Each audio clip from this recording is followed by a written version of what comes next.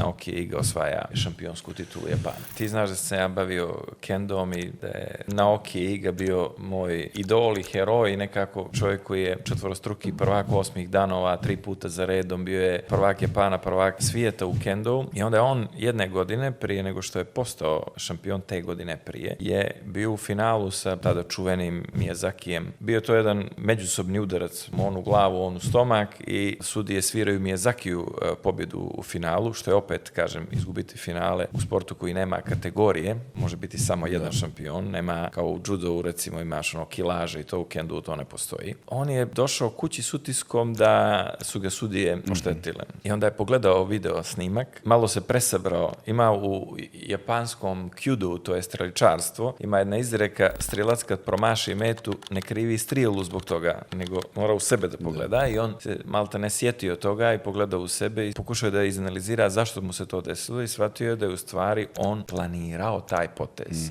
a njegov protivnik nije. Iz njega je to izašlo. I zato se kaže kad nešto radiš u flow i automatski to izađe iz tebe. Kad ti to planiraš, to je neka ograničena tvoja kreativnost. Ti si baš htio to da uradiš, ali taj moment možda nije to zahtijevao, ono nešto drugo. I onda u tom neskladu on je izgubio. Pošto je jako teško se vratiti kad izgubiš finale, on je cijelu sljedeću godinu svoju mentalnu snagu i motivaciju da se vrati u takmičenje tražio kroz čišćenje poda. Jer tako se počinje u kendu. Uzmeš krpu i onda kao da si ti džoger, sagneš se fino dolje, napraviš sklopku i čistiš ovako pod s kraja na kraj. Ja sam to radio 2009. kad sam bio kod Hiroshi Ozawa sensei, svaki trening to početnici rade. Možete zamisliti jednog vice šampiona koji se sad vraća i čisti pod u svojoj sali godinu dana da se vrati. I imamo godinu poslije, dolazi ponovo meč sa Miyazakijem i Naoki Iga osvaja šampionsku titulu Japana.